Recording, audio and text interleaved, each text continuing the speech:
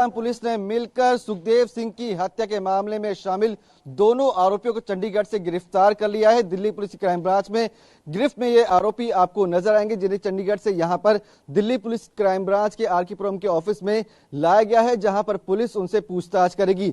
दरअसल वारदात को अंजाम देने के बाद ये आरोपी हिसार भाग गए थे और हिसार के बाद ये लोग मनाली चले गए थे और मनाली जाने के बाद ये लोग चंडीगढ़ लौट आए थे। दिल्ली पुलिस की क्राइम ब्रांच लगातार इस केस पे काम कर रही थी। राजस्थान पुलिस को एक इनपुट मिला था जिसको क्राइम ब्रांच से साझा किया और दोनों पुलिस ने मिलकर एक ज्वाइंट ऑपरेशन चलाया, जिसके बाद 3 लोगों को गिरफ्तार किया गया है, जिसमें से मुख्य आरोपी रोहित, नितिन और इस मामले में उनकी मदद करने वाले उधम को गिरफ्तार किया गया है, यानी कि पकड़ा गया है और लगातार अब इनसे पूछताछ की जाने वाली है। तो कहीं ना कहीं एक बड़ा कामयाबी जो है वो क्राइम ब्रांच के हाथ लगी है। ये लोग बड़ी वारदात को अंजाम देने की फिराक में चलते ही जयपुर पहुंचे थे, जहां पर इन्होंने सुखदेव सिंह की हत्या को अंजाम दिया था घर के अंदर घुसकर, और इस पूरे मामले में लॉरेंस बिजनोई गैंग ने जिम्मेदारी ली थी। तो क्राइम ब्रांच की टीम को एक बड़ी सफलता हासिल हुई है। अब इन लोगों से लगातार पूछताछ की जाएगी कि आखिरकार इन लोगों के साथ और कौन लोग शामिल थे, किन लोगों ने इन्हें लॉजिस्टिक प्रोवाइड कराई थी। तो अब लगातार क्राइम ब्रांच की टीम इन लोगों से पूछताछ करने वाली है। Moving on now, the Bharatiya Janata Party in Chhattisgarh is poised for a crucial meeting today as the newly elected 54 MLAs gather to select their legislative party leader. This meeting holds the key to resolving the suspense surrounding the next chief minister of the state.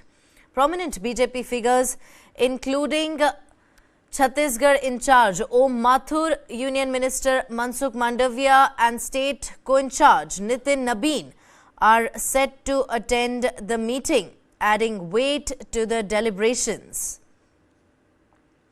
Notably, the process of electing the chief minister in Chhattisgarh does not adhere to a predetermined formula, but rather follows the BJP's parliamentary board system.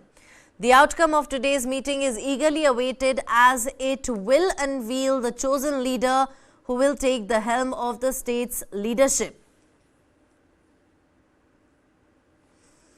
A key meeting there of the BJP's newly elected 54 MLAs in Chhattisgarh to pick their legislative party leader is all set to take place in a while from now, and in all likelihood today the end of in fact the suspense will end over who will be the chief minister of Chhattisgarh.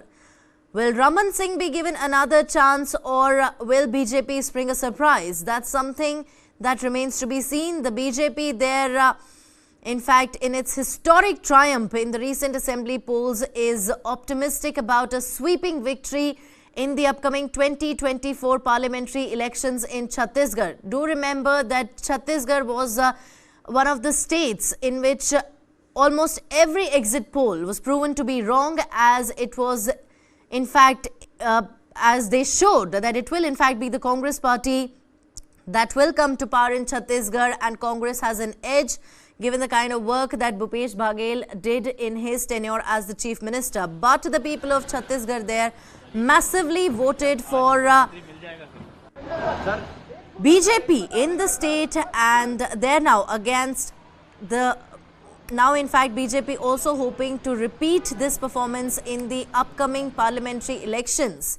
They're optimistic, the leaders there are optimistic about a sweeping victory in the upcoming parliamentary elections in the state. Against this backdrop, the potential chief ministerial candidates are set to include tribal leaders and OBC politicians, adding an element of anticipation to the decision-making process. That's a really important update there for our viewers.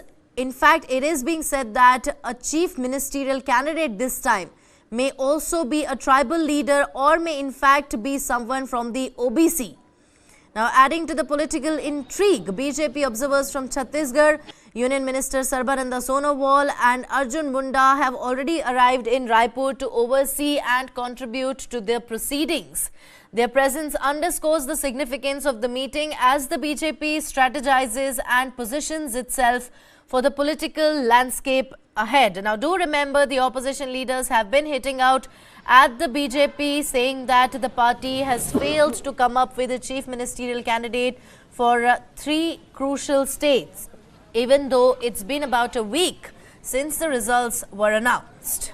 Now today it appears the suspense over who is going to rule Chhattisgarh will finally get over, as the meeting is currently underway. The BJP central leaders are meeting. The BJP's newly elected 54 MLAs are also meeting, and they are all set to pick the legislative party leader. And in fact, it is in all likelihood the suspense over who will be the next chief minister will also end. Speculation, all sorts of speculations are doing rounds on who will get to don the mantle of the chief minister. Mizoram's newly sworn-in chief minister, in one of his first moves, emphasized the paramount importance of safeguarding the state's boundaries. He announced the imminent establishment of a state-level boundary committee to effectively address border issues with neighbouring states. He asserted that this committee, comprising representatives from recognized political parties, NGOs, church leaders and MPF, would be swiftly activated to respond to any arising boundary concerns. Lalduhoma acknowledged the need for his government to settle in and assess the state's situation before implementing comprehensive measures, highlighting the significance of the border areas. There he reiterated the commitment to prioritize the safeguarding of the state's boundaries.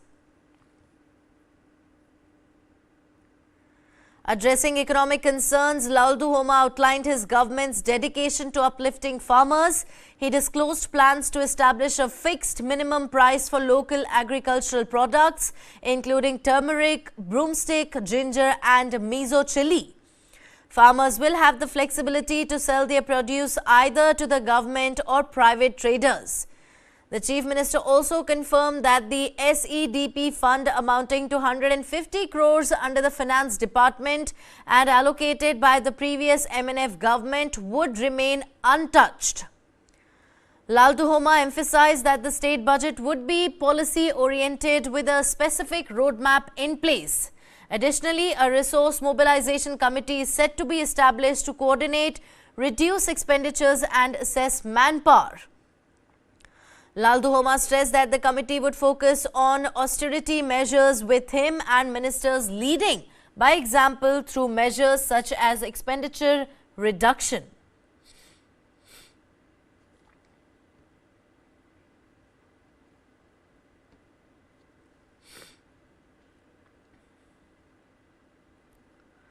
On to a news now that has literally left everyone shocked. The Congress party has distanced itself from the business of its Rajya Sabha MP Dheeraj Sahu after over 300 crore rupees were found from his premises in income tax raids in the past few days. Now, Congress General Secretary Jairam Ramesh wrote on social media platform X, and I quote, "The Indian National Congress is in no way connected with the businesses of Dheeraj Sahu, the MP. Only he can explain and should explain how huge amounts of cash have been reportedly unearthed by the income tax authorities from his properties." The Income Tax Department seized close to 300 crore rupees in simultaneous raids conducted at 25 locations across Odisha and Jharkhand linked to Congress Rajya Sabha MP Dheeraj Sahu. The raids were conducted at premises linked to Baldev Sahu and Group of Companies Limited. The country liquor manufacturing and selling firm is run by the family of Dheeraj Sahu. Highlighting the raids, Prime Minister Narendra Modi posted photos of the large amount of currency notes which were recovered during the raids. Now, taking a tongue-in-cheek dig at the Congress, Prime Minister Modi wrote that the countrymen should look at the pile of notes and also listen to the quote-unquote honest speeches of the Congress leaders. IT personnel first raided the premises of Baldev Sahu companies on the 6th of December on allegations of tax evasion, from where they claim to have recovered 156 bags of cash. Simultaneous raids were then conducted in Bhubaneswar, Sundargarh, Sambalpur in Odisha and a few places in Jharkhand. The IT department has said, in fact, that the total seized amount is likely to go up as the counting process is still on.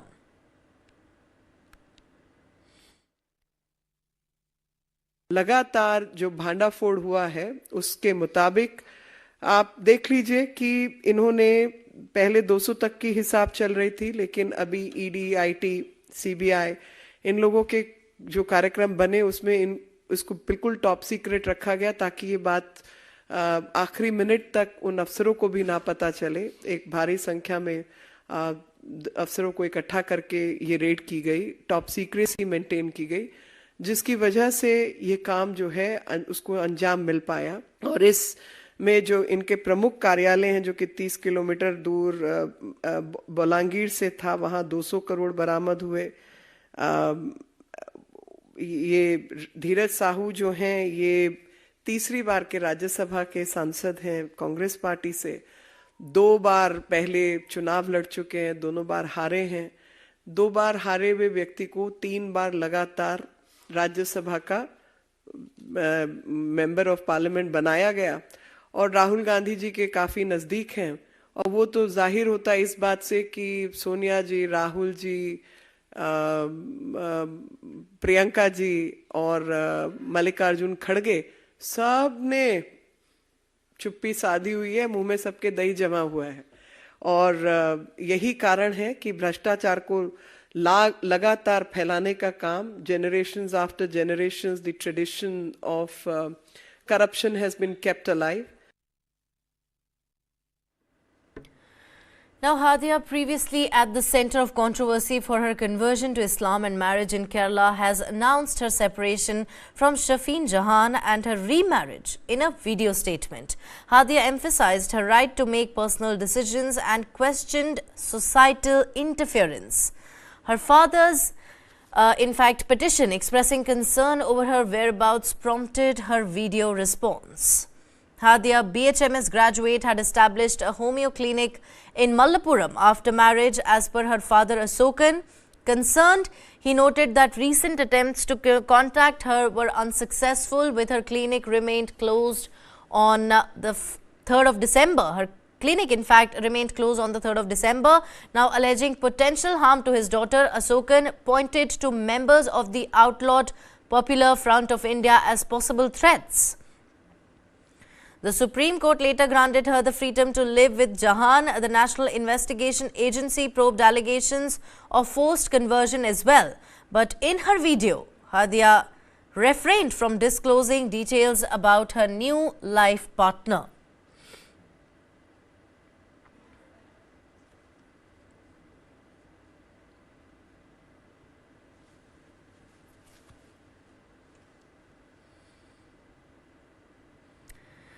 In a development now coming in from, in fact, the Supreme Court is set to deliver its verdict on the 11th of December in the case challenging the Union Government's 2019 decision to repeal the special status of Jammu and Kashmir under Article 370 of the Constitution. The Constitution bench, led by Chief Justice of India, D.Y. Chandrachud, had reserved the judgment on the 5th of September 2023 after an extensive 16-day hearing. The petitioners in the matter had challenged not only the abrogation of Article 370 but also the J&K Reorganization Act, which resulted in the bifurcation of the state into union territories of J&K and Ladakh. Let's take a look at the key arguments presented during the hearings. Complete integration, Now, the government argued that the abrogation was necessary to fully integrate Jammu and Kashmir into the Union of India. The government claimed that the valley had prospered in the past 4.5 years after the repeal of Article 370 in August 2019. Talking about the return to statehood now, the government stated that elections were due in Jammu and Kashmir, and once the situation returned to normal, it would revert to full statehood. Talking about security improvement now, the centre contended that the abrogation led to a significant reduction in terrorism, infiltration, stone pelting and casualties among security personnel. Brute majority. Petitioners urged that the union used brute majority in the parliament and executive orders to divide a full-fledged state into union territories and attack on federalism. This is in fact the arguments against it. Now, petitioners claim that the move was an attack on federalism and a fraud played on the constitution. They argued that Article 370 had assumed a permanent character after the dissolution of the Jammu and Kashmir Constituent Assembly in 1957. The petitioners challenged the constitutionality of the procedure adopted to repeal Article 370 and the abolition of Jammu and Kashmir's statehood. Now watch our special coverage of the Supreme Court judgment on Monday morning with the right voices and legal experts. On the eve of her 14th birthday, Asha Mhatre was waiting for a cake that her diplomat father had promised. Except Ravindra Mhatre never showed up. That's because nearly 40 years ago, Ravindra Mhatre was killed in cold blood in the UK. Now, multiple people were charged with the murder of Ravindra Mhatre, but the question remains, who was the man who pulled the trigger? And 4 decades on, what is it that we have learned about the case? News9 Plus has published a full-blown investigative piece on the killer of Ravindra Mhatre, where is he now, and the possible impact of his whereabouts. You can watch the full show on News9 Plus application. Meanwhile, here's a look at the snippet. Take a look. I have not been told any official version. I know whatever I saw. Nobody's contacted us to see whether we are alive or dead. Not a peep out of subsequent governments even after that. He's the person who actually pulled the trigger, killing Mr. Mhatre. Is he still alive? 49-year-old Birmingham-based Indian diplomat vanishes. On birthday, daughter waits for missing father. KLA claims responsibility Demands of Kashmiri separatists. Abdel Bhatt's release. Abducted diplomat Found murdered in Leicestershire.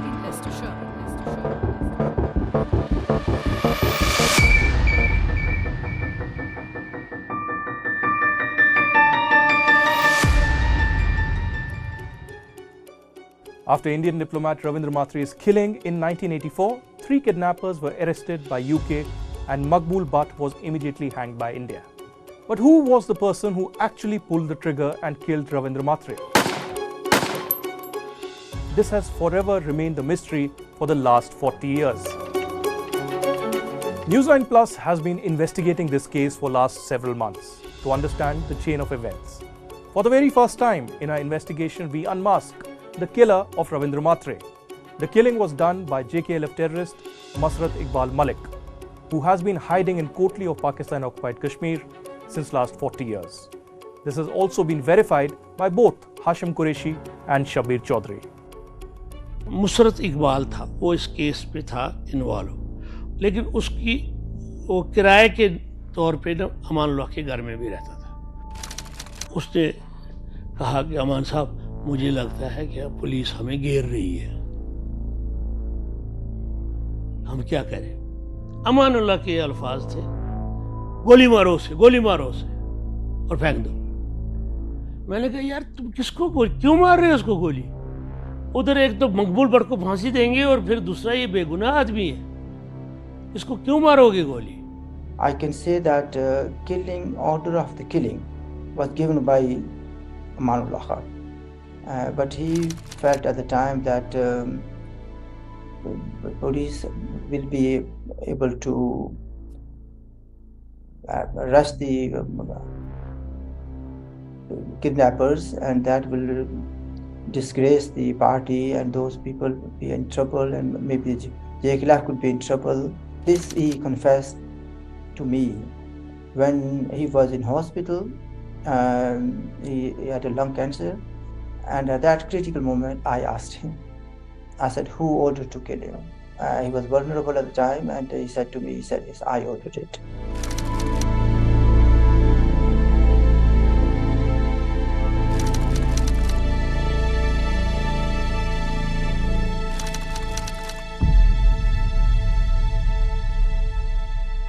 Stop searching, start streaming. Download the world's first news OTT, News9 Plus, ahead of the curve.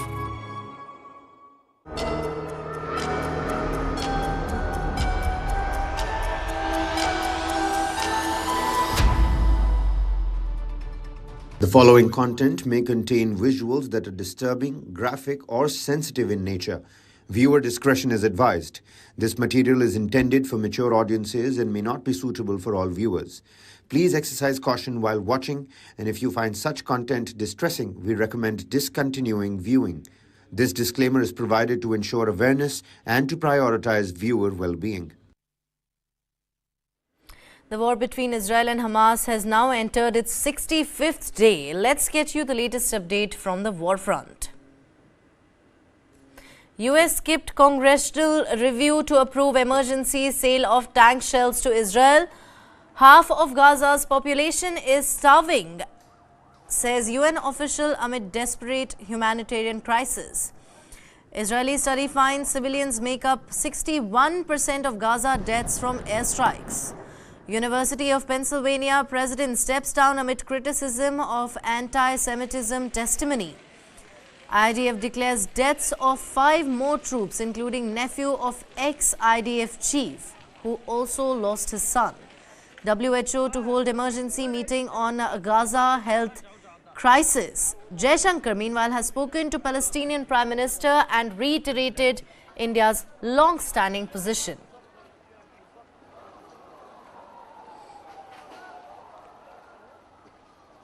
The Biden administration has invoked emergency authority, bypassing congressional review to permit the immediate sale of approximately 14,000 tank shells to Israel, valued at $106.5 million, according to the Pentagon's announcement on Saturday.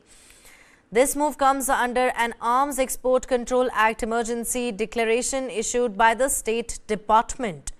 The tank rounds are part of a larger package exceeding $500 million, encompassing 45,000 shells designed for Israel's Merkava tanks, commonly used in offensive operations in Gaza. As the conflict escalates, scrutiny has intensified regarding the precise deployment and impact of US weapons in the region. While US officials assert that there are no plans to impose conditions on military aid to Israel, human rights advocates have expressed reservations about the sale, arguing it contradicts Washington's efforts to encourage Israel to minimize civilian harm. US Secretary of State Antony Blinken has reportedly provided Congress with details justification for the immediate provision of the tank shells to Israel, citing national security interests. The sale involves items from the US Army inventory, specifically 120 mm M830A1 high explosive anti-tank multi-purpose with tracer tank cartridges and related equipment.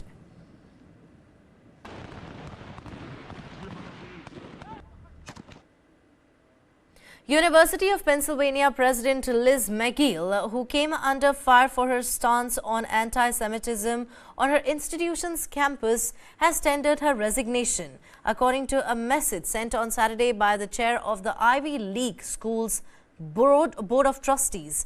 Now, McGill, along with Harvard and MIT presidents, faced backlash for their testimony on anti-Semitism and Israel-Hamas war.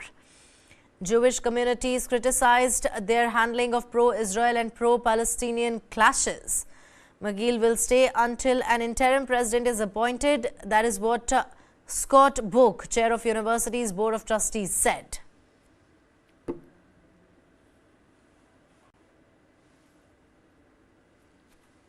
was a moment during yesterday's congressional hearing on anti-Semitism when I was asked if a call for the genocide of Jewish people on our campus would violate our policies. In that moment, I was focused on our university's longstanding policies aligned with the US Constitution, which say that speech alone is not punishable. I was not focused on, but I should have been, the irrefutable fact that a call for genocide of Jewish people is a call for some of the most terrible violence human beings can perpetrate. It's evil, plain and simple. I want to be clear. A call for genocide of Jewish people is threatening, deeply so. It is intentionally meant to terrify a people who have been subjected to pogroms and hatred for centuries and were the victims of mass genocide in the Holocaust. In my view, it would be harassment or intimidation. The IDF has announced deaths of 5 soldiers. 1 succumbed to October 7 wounds and 4 died in fighting in the southern Gaza Strip. The total death toll in the Hamas offensive now stands at 97, including the nephew of ex-IDF chief. Right on your screens are the names of those who have lost their lives in the ongoing conflict. IDF has announced the death of its 5 soldiers. This includes a 25-year-old combat, 2 25-year-old combats, 19-year-old combat, another 25-year-old combat, a 20-year-old combat. That's in fact, this list also includes the nephew of ex-IDF chief. The IDF says another 12 soldiers from several units were seriously wounded during fighting in Gaza on Friday.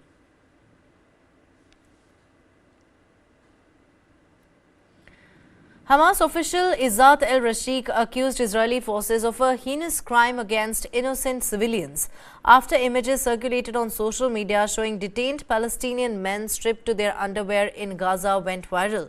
Some Palestinians said they recognized relatives in the images and denied they had links to Hamas or any other group. The International Committee of the Red Cross expressed concern over the images, emphasizing the need to treat detainees with humanity and dignity in line with international humanitarian law. Izzat al-Rashid in exile called on international human rights organizations to intervene for the men's release. Listen in. Who are apprehended in Jabalia and Shaja'iyah, Hamas strongholds and centers of gravity. We're talking about military-aged men who were discovered in areas that civilians were supposed to have evacuated weeks ago. We've been calling for an evacuation of those Hamas strongholds in order to locate the Hamas October 7th monsters with minimal harm to civilians. Now, those individuals will be questioned, and we will work out who indeed was a Hamas terrorist and who is not. Israel's military chief, Lieutenant General Herzi Halevi, urges increased pressure on Hamas, noting signs of their system collapsing. He stated that terrorists surrendering indicate need to intensify efforts. I see the achievements from day to day. We are seeing every day terrorists who are killed, also terrorists who are injured. In the last days, we see terrorists who are surrendering, a sign of the collapse of the system. A sign that we need to press harder. And this is what we are doing. External Affairs Minister S. Jaishankar spoke to Palestinian Prime Minister Mohammad Shatia and reaffirmed India's long-standing position on the Palestine-Israel issue. Jaishankar posted on X, formerly Twitter, and wrote, spoke to Palestinian Prime Minister Mohammad Shatia this evening. He expressed deep concern on the situation in both Gaza and the West Bank. Reiterated India's long-standing position on Palestine. We agreed to remain in touch. Prime Minister Narendra Modi on the 19th of October, 12 days after the start of the ongoing war between Israel and Hamas, in a conversation with Palestinian President, had also reiterated New Delhi's long-standing position on the Palestine-Israel issue. As per an earlier statement by Ministry of External Affairs spokesperson Arindam Bakshi, India's long-standing position on the issue has been, and I quote, India has always advocated the resumption of direct negotiations towards establishing a sovereign, independent and viable state of Palestine, living within secure and recognized borders side by side at peace with Israel. I think position remains the same.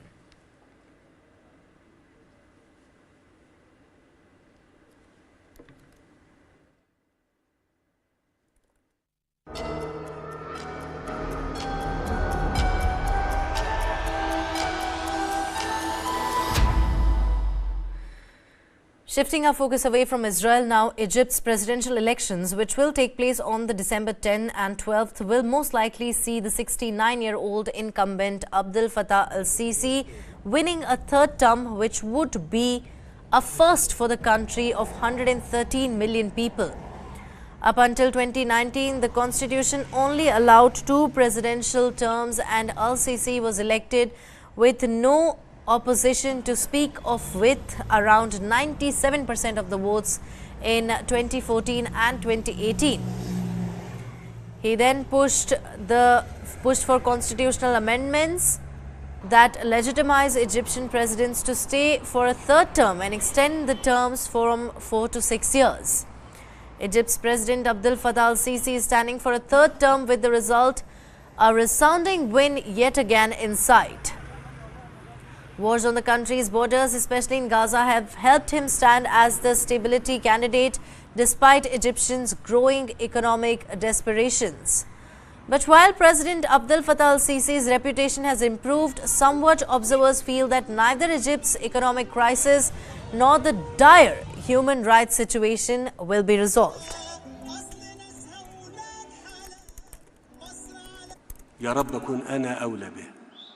Egypt's President Abdel Fattah Al-Sisi is poised to win 6 more years in power, a result that isn't in doubt. That's despite growing despair about soaring prices, which have stirred criticism of Sisi's record on the economy and his crackdowns on dissent. In power for close to a decade, the former army chief presents himself as a guarantor of stability in a volatile neighbourhood. 2 wars on Egypt's borders, in Gaza and Sudan, have hardly hurt that image. Sisi announced his campaign for the December 10th to 12th election would be curtailed to save funds for aid to Gaza, though giant posters of his face are everywhere. If only he'd been content with the 10 years, says Mohammed Anwar Sadat, a moderate opposition figure and former member of parliament. Before the events of Gaza, the pressure on economic and living conditions, as well as other issues, were questioned by people and had created a state of anger against President Sisi and big reservations about his policies. Since the beginning of the events in Gaza, there has been a state of calm and tranquility in the minds of many, who started to feel it was better if the current president continues. Sisi has overseen a crackdown since leading the 2013 ouster of Egypt's first democratically elected president, Mohammed Morsi of the Muslim Brotherhood. Sisi and the military establishment are tight, while the Brotherhood has been driven underground or abroad. The constitution was amended in 2019 to let Sisi stand for a 3rd time, and it extended the presidential term to 6 years from 4. Sisi was declared winner with 97% of the vote in the previous 2 elections. But Egyptian authorities seem wary of a public backlash this time, so 3 candidates have qualified to stand, all of them low profile and muted in their criticism. This is Medhat Az-Zahed, head of the Socialist Popular Alliance Party, which is boycotting the vote. They needed a degree of competition because of pressure concerning freedoms and human rights in Egypt and pent-up popular frustrations. So there was an attempt to release these frustrations through peaceful means, so long as the ceiling is defined. A national dialogue earlier this year allowed the airing of a few critical views, and some prisoners were pardoned. But arrests have continued. Parliament is dominated by Sisi's supporters, and his allies control the media. A campaign by leftist politician Ahmed al-Tantawi, the most prominent potential opposition candidate, briefly tapped into pent-up discontent. But he dropped out of the race, citing pressure from pro-government forces. He's now facing a judicial case on allegations of using illicit means to collect endorsements. Sisi's campaign office did not respond to requests for comment. The current president can get at most 1% of the votes out of real support, and I expect he can get 10% of votes using the same ways he used to gather endorsements. But as for the sweeping majority of the Egyptian people, they were waiting for a serious candidate. Fears about the economy have not gone away. The state has crowded out the private sector. Egypt's debts have ballooned after a spending spree on mega projects like a new capital east of Cairo. and prices have rocketed for ordinary Egyptians, like Ahmed Khudair, who had this message for Sisi. We ask him to lower the prices a bit for people to afford them, because families have 5 or 6 members, so lowering the prices would help people and help them live.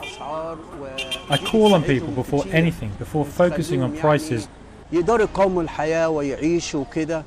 go vote for the President of the nation, because this way he will help people. He's already helping people. The latest developments in the legal proceedings involving former President Donald Trump, if you have to speak about that, in a New York court on Friday, an accounting expert who defended Trump in a $250 million fraud case revealed that he has accrued nearly $9 lakh in fees for his testimony. New York University's Stern School of Business Research Professor Eli Bartow testified on Thursday, asserting that he found no evidence here of concealment in his review of financial statements central to the case. Bartow, a prominent accounting expert, disclosed that he was paid $1,350 per hour during a deposition in July. In court, he mentioned having worked approximately 650 hours on the case, totaling $8,77,500. The prosecution's expert witness, Michelle McCarthy, reportedly received around $3,50,000 for his testimony. Under questioning by lawyers for New York's Attorney General, Bartow revealed that the payments came from the Trump Organization and the former president's Political Action Committee, Save America.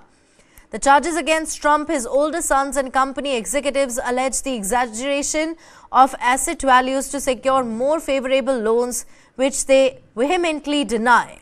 After Bartow's testimony on Thursday, Trump asserted that the expert found absolutely no accounting fraud of any kind. Trump is set to testify for the second time on Monday, with Bartow returning to the stand on Tuesday.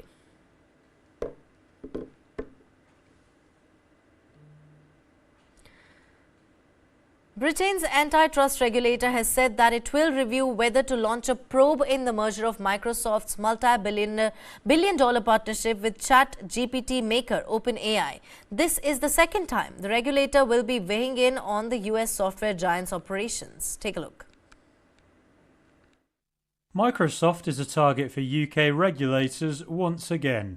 Antitrust officials in the UK said Friday they will review whether to launch a merger probe of the US tech giant. It's over Microsoft's partnership with ChatGPT maker OpenAI. Britain's Competition and Markets Authority, or CMA, said it will consider if the OpenAI tie-up has led to the creation of a merger situation. Only then will it decide on an official investigation. The move comes after an announcement last month that Microsoft will take a non-voting position on OpenAI's board. That followed a hectic boardroom battle which saw the sudden removal and return of OpenAI CEO and founder Sam Altman. Sources say Microsoft owns 49% of the for-profit operating company. The firm also committed to invest more than $10 billion into the ChatGPT maker. Microsoft said it will work closely with the CMA. OpenAI did not immediately respond to a request for comment. The same UK regulators looked at a separate competition issue around Microsoft earlier this year. It blocked the company's $69 billion buyout of Call of Duty video game maker Activision Blizzard. But it later changed its mind after Microsoft updated its acquisition plan.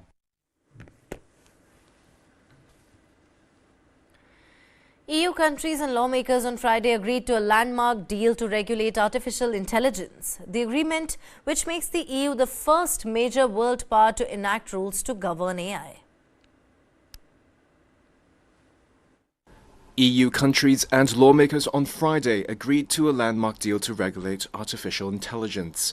The agreement, which makes the EU the first major world power to enact rules to govern AI, includes rules that governments can only use real-time biometric surveillance in public areas, only when there's serious threats involved, like terrorist attacks. The deal regulates systems such as ChatGPT, which will soon need to comply with transparency obligations before they're put on the market. These include detailed summaries about the content used for training and complying with EU copyright law. Rules also ban cognitive behavioral manipulation on targeted scraping of facial images from the internet or CCTV footage, social scoring, and biometric categorization systems to infer political, religious, philosophical beliefs, sexual orientation, and race. European Commissioner Thierry Breton said in a press conference, quote, "Europe has positioned itself as a pioneer, understanding the importance of its role as a global standard setter. This is, yes, I believe, a historical day." The shape of the final legislation is expected to come in the next few days, after EU countries and the European Parliament hash out the details. The legislation is expected to come into force early next year and should apply 2 years after it has been formally ratified. The ambitious rules come as companies such as OpenAI, which is backed by Microsoft, continue to discover new uses for their technology and also cause concern for their far-reaching capabilities. Google owner Alphabet on Thursday launched a new AI model, Gemini, to rival OpenAI. Job growth in the United States surged in November while the unemployment rate fell to 3.7%. These indicators underscore the robustness of the labor market, challenging the notion that expectations of an early interest rate cut next year might be premature. Here's more. U.S. government data out Friday showed unemployment fell and wages rose last month, signs of a still resilient economy in the face of aggressive interest rate hikes. And the strong numbers from the U.S. Labor Department are dampening expectations that the Federal Reserve might move to cut interest rates anytime soon. The Labor Department's closely watched non-farm payrolls report showed the unemployment rate fell to 3.7% from 3.9% in November. Annual wages climbed 4%. That's higher than the Fed's target as it aims to cool rising prices and rising wages to tame inflation. The U.S. added 199,000 jobs last month, more than economists had expected, but below 2023's average for the second straight month. Employment was boosted in part as both screen actors and auto workers returned to work after both wrapped up months-long strikes. The healthcare sector added the most jobs, followed by local government. But retail employment fell amid declines at department stores as well as furniture and appliance outlets. In the wake of the strong report, financial markets lowered their bets of an interest rate cut next March, with May now looking more likely. The November payrolls report is among the last major data releases before the Fed's policy meeting next week and helps solidify the Fed's plans to leave interest rates unchanged for the third meeting in a row. A huge clam that was on the verge of extinction has made a comeback with a surge in numbers in waters of Croatia. The sighting birds hope of a revival of the species. Here's more. This huge clam is back from the brink of extinction. It had fallen victim to a deadly pathogen in the Mediterranean in recent years, with only around 10 being known to scientists in Croatia. Now, marine biologists say they've seen a surge in numbers. This is Croatia's Istria Peninsula. It's home to the clams, which are known as the noble pen shell, or Pinna nobilis. The giant mollusks can grow up to 4 feet wide.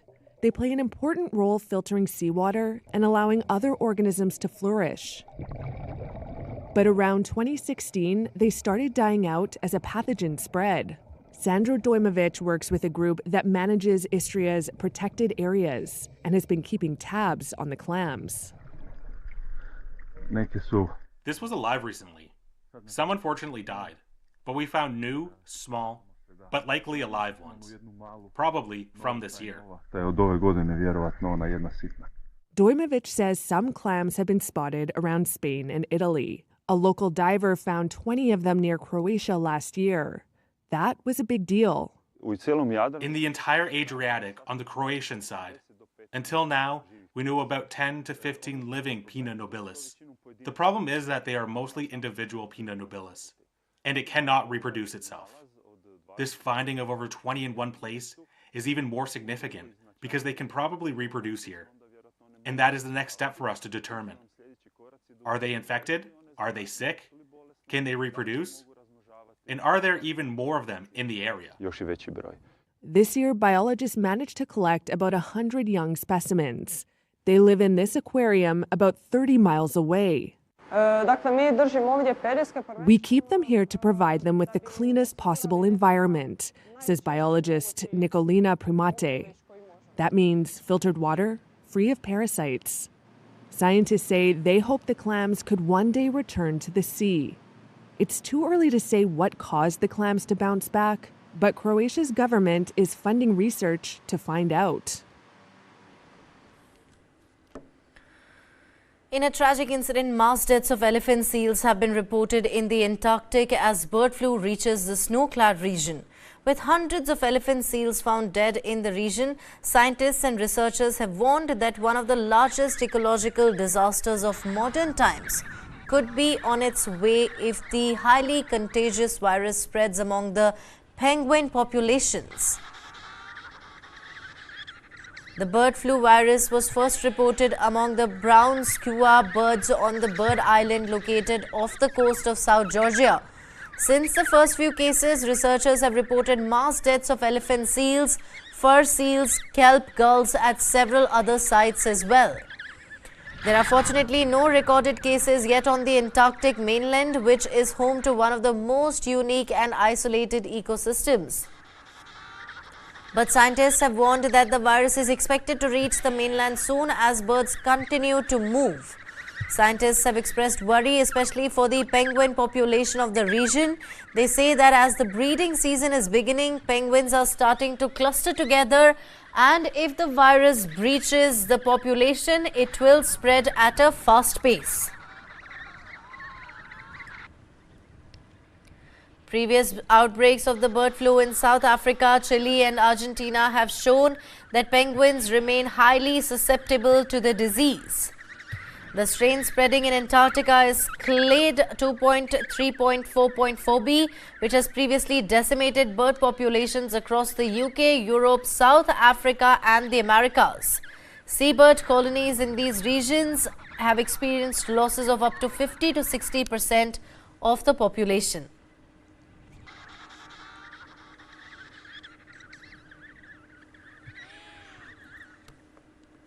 That's all we have in this edition of the Bulletin. Thank you very much for watching. You have a blessed day ahead. This is me, Neha, signing off.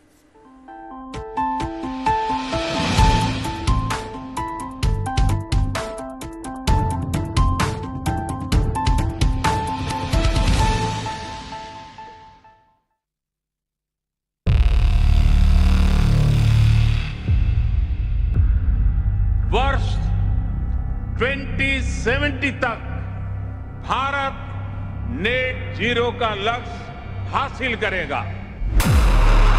There is certainly a wall of capital